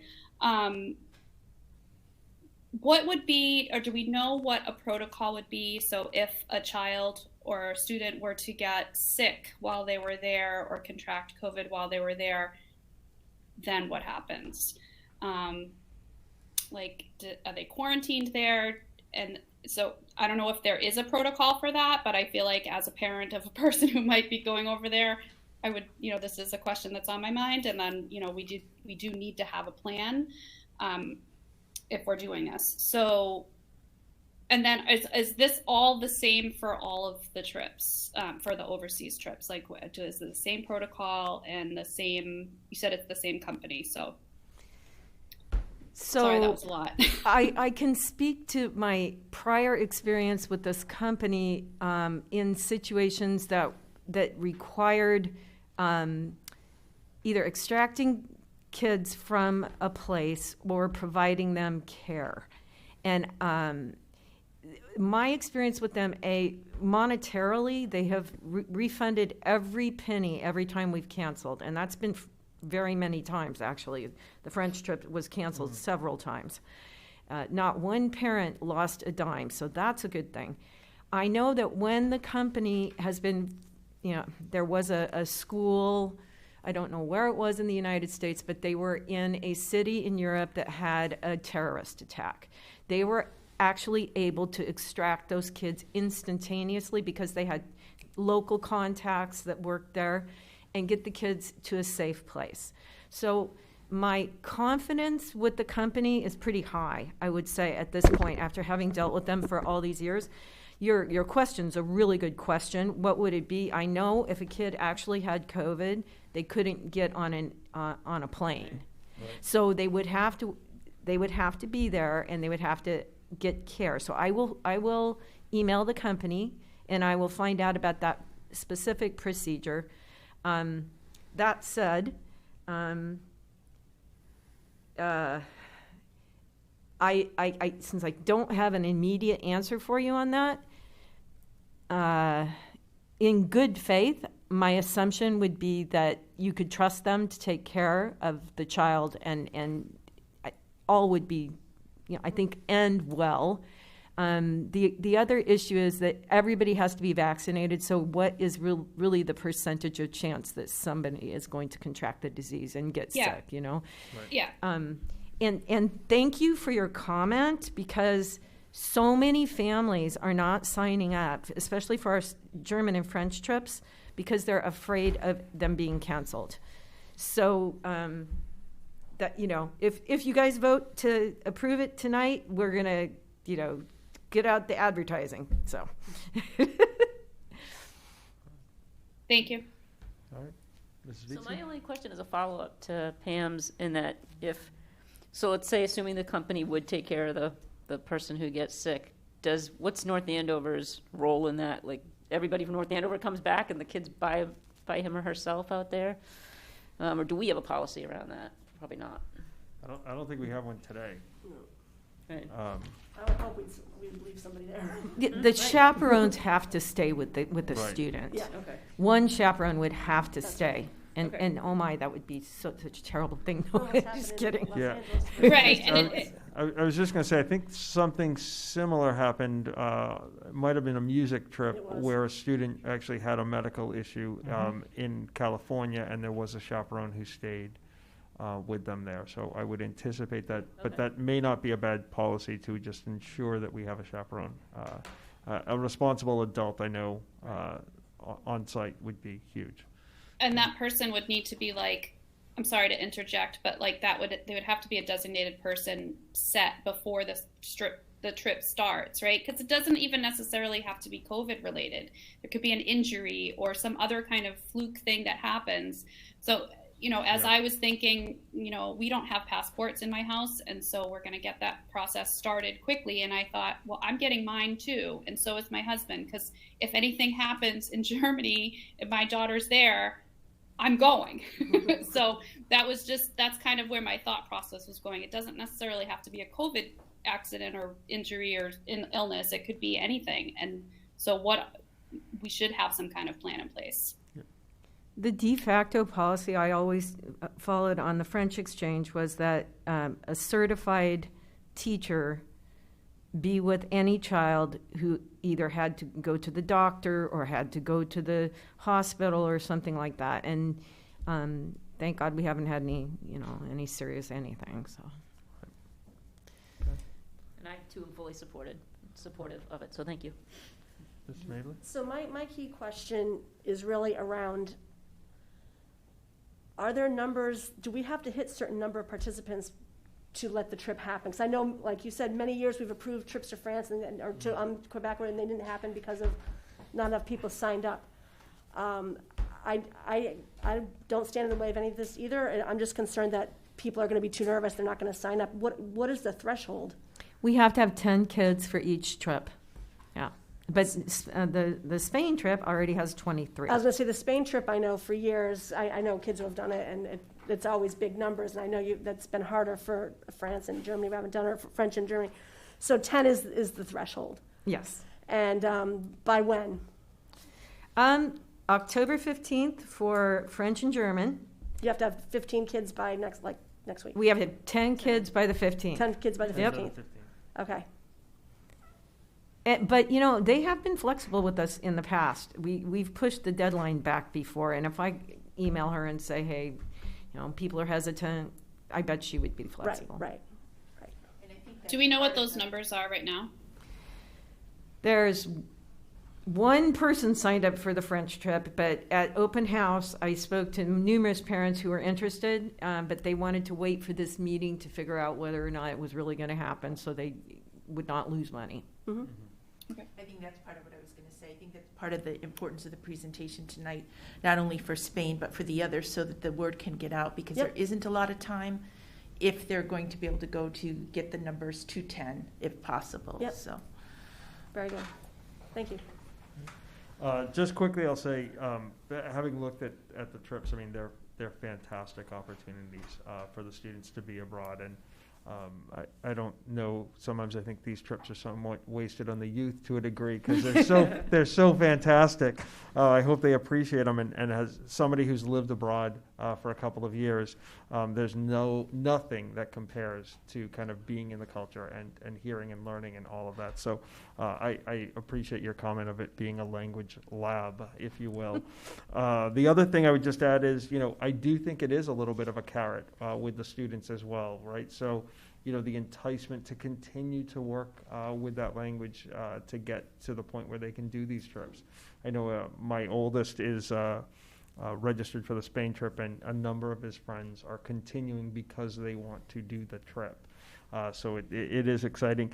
The one thing I would, or two kind of quick things I would put out there is, I don't remember in the application, and I didn't fill it out, but we use Lilith to help support kids who may be in need of some assistance so that they can go abroad. And I just want to be sure we are reminding students that we have opportunities to help support them financially. Does Lilith have enough money in their accounts? I don't know that. I know in the past they have. So I'm just curious if we're still kind of helping to try to promote those students on it's an expensive trip. It's an expensive excursion. So we have language clubs at the high school. We have French and German and a Spanish club. And we had projected to do a film night at the auditorium with suggested donations through the language clubs, and all that money would go to help any students who needed help. Great.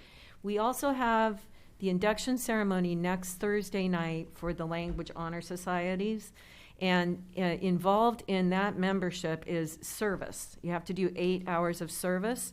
And we were talking today about letting the kids come up with some ideas for fundraisers for this program. Now, I don't know that Lilith has money in its budget, but I know Christy Morley pretty well, and I could talk to her without any problem whatsoever. The more kids we have signed up, the cheaper it gets. Right. So at least for the Spanish exchange, that brings the cost down. The more the merrier, and hopefully we'll get enough kids for the French trip. And if they need help financially, we'll see what we can do. So just to piggyback onto that comment of kind of the more the merrier, does it make sense in the future, probably too late for this year, for us and, for example, Andover or Methuen or Haverhill to try to consolidate? Is that a possibility, or is that different because we're separate towns and entities? I have tried that. Okay. I have tried to work with Andover High School. I have better contacts with them now, and they go to Strasbourg, which is where we used to go. That was our sister city. It's Boston and Strasbourg are sister cities. And I established that exchange a long time ago, but I get a lot of pushback from Andover. They're not interested in doing anything with us. That's what I've gotten so far. If we could take it to another level and try a different way, I'm open. I think that would be awesome. I mean, if it helps with costs, that would be great idea. a great advantage. So, won't help me, but it'll help you guys. So. Mr. McDevitt? Yes. I'm wondering if there's a cap to how many students can travel. If they have 23 signed up, is there a maximum? There is a maximum, but It's pretty high, I think. Yeah, but if we're having trouble specifically with the French and German, it might help get those numbers to a good place. Well, it says 40 plus on the application, but I think they limit it to. Okay. I don't know. Yeah, I hate to see the kids lose out because we have 9 classmates here, and conceivably Andover may have 8, right? Together we're, okay. I think that was it for me. So are we going to do the Spain trip as a...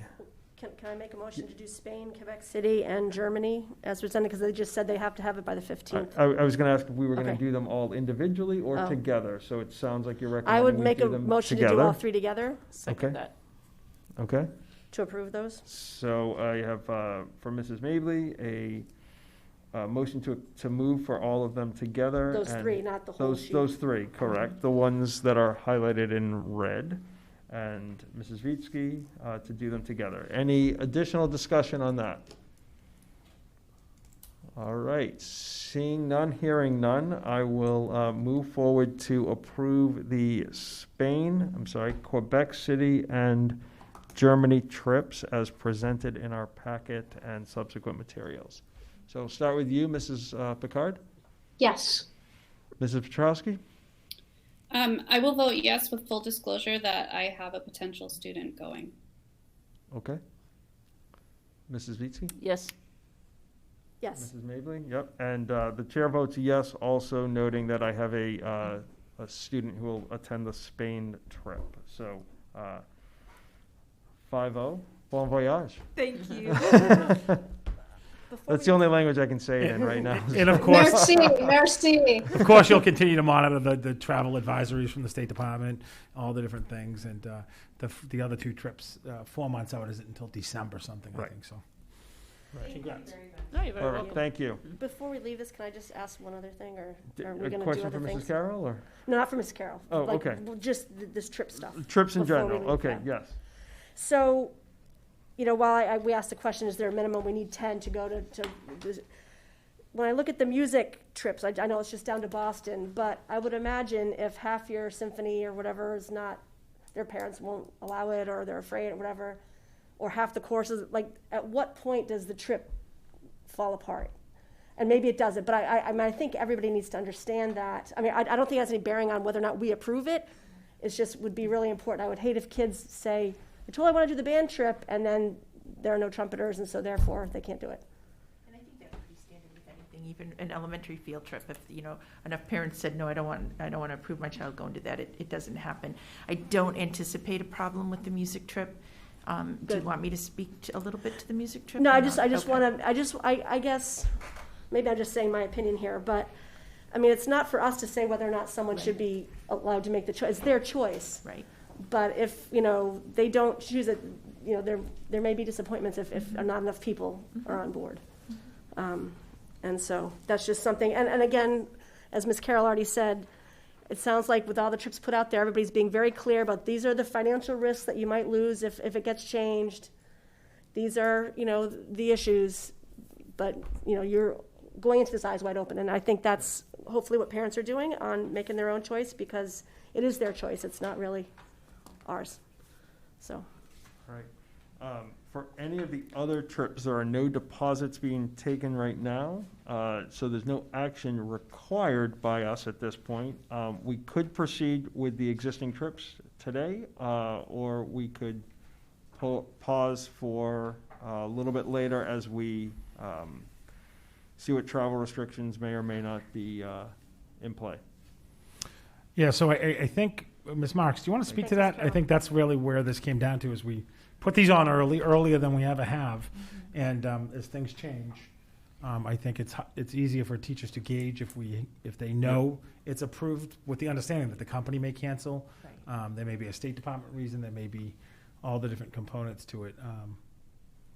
Lorraine? So the only other conversation I've had with anyone regarding the trips, I know that there are some Model UN trips on here, and I have not spoken with the teacher specifically about those, was the music trip. And I can explain a little bit about that. I think there was concern about a significant financial risk that was possible with the music trip. So there was some rethinking on that. And they're going to be performing in Boston. It is an overnight, which I think I shared with both of you via email. I did not realize that initially. But there is an option, obviously, because it's close enough that families could go back and forth. But I think that they're anxious to know whether they should continue to plan and prepare for that. I think our music people do a fabulous job, but it takes a lot of work and a lot of preparation. So, I feel like it would be beneficial for them to know whether there was some positive intent here in terms of that as well. So I would make a motion to just approve now the remaining trips, which are the DECA, the robotics, the Yellowstone, the Model UN, and the music trips as presented above the big red line. Second. DECA robotics. Again, Yellowstone, yeah. Model UN, and Boston Yes, 2020. so that would cover basically all the ones that are currently proposed to us. Okay, so there's a motion by Mrs. Mabley. Ms. I'm Petrowski seconded, yeah. I know, motion by Mrs. Yeah. Mabley, seconded by Mrs. Yeah, sorry, Petrowski. didn't know if you heard her. Yep. All right, any discussion on this? I will start with you, Mrs. Picard. No. No. Mrs. Petrowski? No, I don't think so. If we're going along the assumption that if as changes happen, and we'll roll with them. Okay, Mrs. Vitsky? Nope. Mrs. Mabley? No. And I have no questions, I think, at this point right now. All right, so I will call a vote here. Mrs. Picard? Yes. Mrs. Petrowski? Yes. Mrs. Vitsky? Yes. Mrs. Mabley? Yes. And the chair votes yes. So 5-0, all field trips above the red line, as Mrs. Mabley said, are now approved. Well, just so people, if they don't have the thing open, below the red line are the ones that were canceled, so. Correct. They're all, that we have received have been approved. Okay, perfect. All Mr. right. McDevitt? Yes. I'm just wondering if we can get a little information about the outdoor ed trip that the middle school has taken in the past in the fall. Are you referring to Nature's Classroom? I guess must be. Okay, so you want to go? I can give you a little too. All right, okay. So, because I had questioned that, I'm getting a lot of requests from principals. Can I do this? Can I do that? So Principal Gonsalves and I had a conversation about that. Nature's Classroom will be coming to North Andover, and they will be providing activities That's excellent. outdoors. So the kids will still have an opportunity, but they will be coming here. For how many days? Do you know? That I don't know. Okay. Don't know that off the top of my I think head. it's just Sorry. 1 day. Is it just one? Mm-hmm. Okay. They listed the schedule. I did for see the an day. email, but I didn't read all of it. I wasn't anticipating. There isn't a vote on it or anything. Right. But does that help, Mrs. Picard? That does help. And I'm wondering, is that purely COVID, or that trip is not that old? So are we thinking about going back to that trip when we're out of the COVID pandemic? Or is this something that we're moving away from? I think if the group that provides that is still functioning and able to have people come up to Maine to do that, then certainly that's something that will be looked at. So again, I think like Ms. Petrowski said, we have to roll with whatever changes happen, and that's what we're doing our best with right now. So. Okay, and then a follow-up to that would be, this year's 7th graders did not have that opportunity as 6th graders. So I'm wondering if there's going to be anything that we might be able to do with that Nature's Classroom for the 7th grade. It's for 8th grade. Nature's Classroom's 8th grade. Oh, okay, so then, I'm sorry. In my youth, it was 6th grade. So I would just quickly say it is a highlight of 8th grade for so many of our students. The one thing that I do want to just commend the middle school on is it's kind of a, I don't want to say a rite of passage, but just a team building event where they go down to Stevens and they do some paddleboarding and things of that nature. Last year's 6th grade class, the current 7th grade, were not able to do that, but they did that, I think, last week. Yeah, they were out last It's on the week. website. It They're does- great, yeah. beautiful photos. Yeah. So I was really glad to see that even though they didn't do it technically as 6th graders, they still had that team and class experience together. So I think that's great, and congratulations to the 7th grade team for working to pull that together. So. And I think, Mr. McDevitt, that at the high school, if they still have the life choices class or whatever it's called for the 9th grade, they do have some adventure activities from their wellness classes at the high school level. So those that missed out last year do have some sort of activities at the high school that might be bonding and adventuring. All right. Okay. All right. So we'll now move on to public comment, kind of open mic, if you will. Come on up. You just want to state your name and your address for the record, please. Thank you. So I'm Courtney Hutchins, and I live at 265 Blue Ridge Road. I hate to bring it back to COVID, but you probably guessed that's what I was going to talk about. I guess my question is, I'm a mother of 3 kids in the North Andover public school system, and they're very active outside of school. All 3 of them play hockey. So I'm looking at the likelihood of them possibly having multiple 7-day suspensions for being close contacts. And I'm wondering what the school is planning, or what you guys are planning to do to educate them while they're in those 7-day suspensions. Because sitting at home on their iPads is not, an option. And I know that they're entitled to 180 days of school. So that's my main question. I don't know if you guys answer that here. Maybe not. No? Okay. So, is that not We've how that talked works? about it before, so Okay. it's not a suspension from school. It's quarantine. Sorry, and I it's used the wrong considered word. a Yeah. traditional absence, and that's how it's treated by the state. And the state, as you know, understood. It's been a challenge for a lot of school districts because they ended remote learning across the Commonwealth, and so we do test and stay and these other strategies, Which is great. It has been able to keep kids home, and so excuse me, right here, and so for us, we've had kids out, and it's like they've been sick with the flu or other things. Would have to reach out, get work to them, have someone get it to them, to make up. And we've even actually looked into hiring some folks for after-school tutoring, and we haven't had a great response of applicants. But it's a challenge in a lot of districts, and all the other mitigation factors that we've put in place, layered, is really minimize that. But it can happen. Right. And it goes back to that question earlier, like folks say, the test and stay, why can't dance do it or hockey do it? And right now, that's the limitation we have with DESE. It's something that comes up every week, is part of their DPH meeting and their COVID meeting, so I know Right. it's something we continue to pursue. Which I get that's out of your hands because it's DESE. But I just feel like that there should be a little bit more of a strategy for helping kids whose parents work, to get their work done. I mean, I have an 8th grader who, if he misses 7 days of math, I don't want to use the word screwed, but he's like in deep trouble. Yeah, so deep trouble. Right, and I don't know if you've had them out, folks out, and Ms. Marks has talked to a few parents about this, where the schools have collected the work. They've had someone from the school reach out. You can set up an extra help session or something with the teacher. But they're not going to provide any kind of online, like I know St. Mike's, if the kids have to stay home, they have the online option too.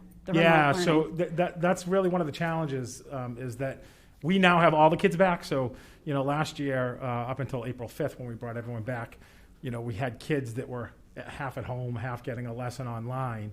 And with now bringing everyone back, it's hard for the teachers to do both, I guess. Well, there are, and particularly in the public school system without, so St. Mike's, I don't know, maybe the 400 or 500 kids. So can you explain that to DESE? Like, can you say, since our job is to educate? I don't know. We have been. They're here. I would say that. So I attend every meeting I can with DESE. Yeah.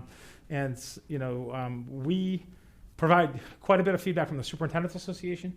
I can't speak for other superintendents or other towns. I can say that I'm pretty vocal in my local chapter about some of our needs, and also with the timeliness of some of their announcements. So when they extended the mask mandate, for example, to November 1st, I get a call saying there's a meeting in 15 minutes, and find out that, they're going to make this announcement in 45 minutes, right. but it's embargoed. You can't tell anyone. And I'm thinking, I don't have time to tell anyone. Who would I tell in the next 30 minutes? So we get information oftentimes at the last minute, and we will continue, I think. It just seems like it's flawed, that there's a strong likelihood that kids could have multiple quarantines, not suspension, quarantines, and our goal is to educate these children, and that's going to be detrimental. Or if they have an IEP and, parents work and they can't support whatever the work was that was sent home. I just feel like there's got to be more. It's not a solution in my mind. Yeah, and we continue to push with them around the different strategies. But, that I think that for us trending in that direction, that becomes of less cases. That's the challenge. And certainly, Marcy, as the director of special ed, has worked with many of our students, or some of our students who have had to be out. Right. So. I would just say similarly, the option, which isn't, it's not the greatest answer, but similarly to when we came back to school last year, or when people were out last year, is that the option is their solution is to address any compensatory needs upon return, not while they're gone. Okay. So we all know that most of them are going to be watching TV and on their iPads for those multiple days. And I just feel like that should be like our number one priority right now, is figuring out how we're going to address those gaps, because there's obviously going to be some. And actually my second question was, when you guys were talking about testing, you mentioned that you're not testing, or the nurse that was up there mentioned that they're not testing vaccinated students. Is that what she said, or did I misunderstand that? That's a protocol, correct? It's the, Yeah. I think she said Non-symptomatic. non-symptomatic. Okay, because they're still spreading it. They could. Yep. And still catching it, so I just wanted to make sure that they're still being tested.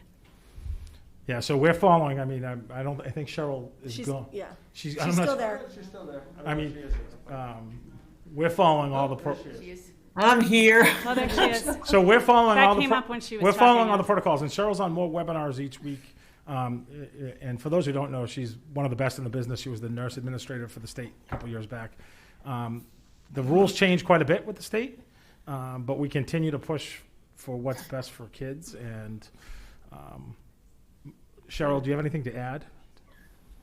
So we are, with Brian at the health department, working also with sports teams as well as like the dance programs, so that we don't have as many close contacts. So I know that, we had that issue at the beginning of the year with one of the dance studios where they quarantined the entire group.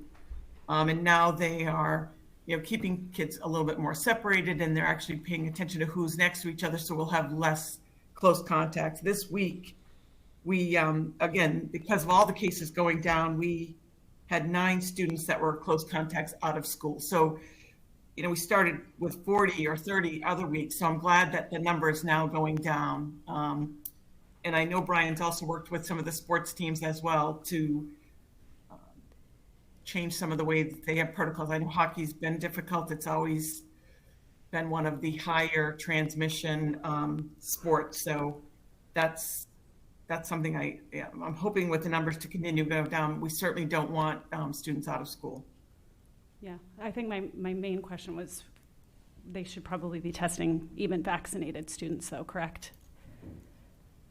So the protocol right now is we are not, Okay. we're not supposed to. We do test vaccinated students that are symptomatic. And if parents ask us to, we have done that as well. That's it. Thank you.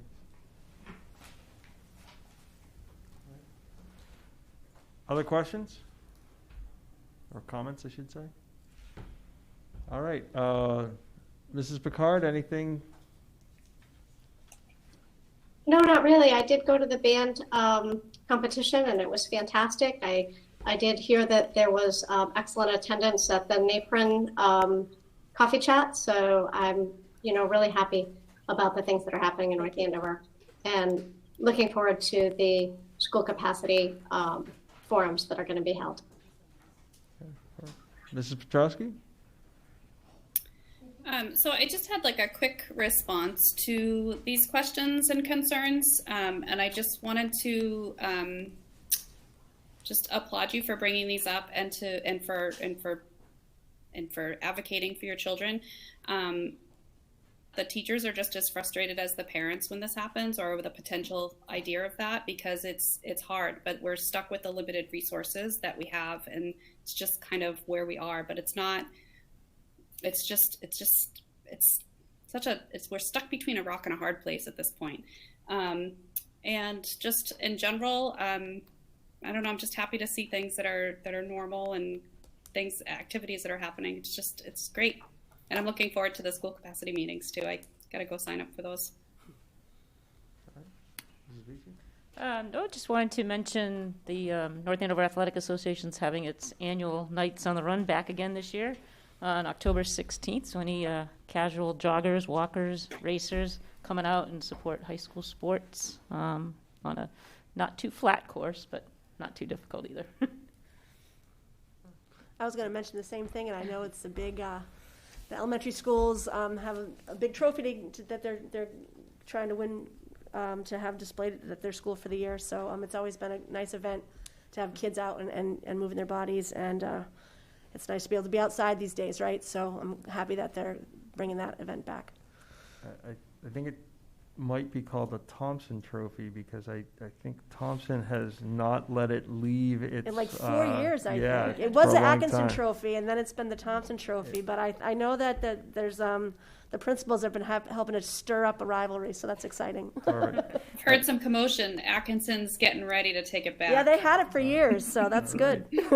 I do think that's the Sunday, though. Is that the 18th? It's the No, it's Saturday, 16th. it's the 16th. Okay. It's the same day as PSATs. It's the same day as the Okay, all right, PSATs, okay. yes. I think my dates are wrong in my head, so awesome.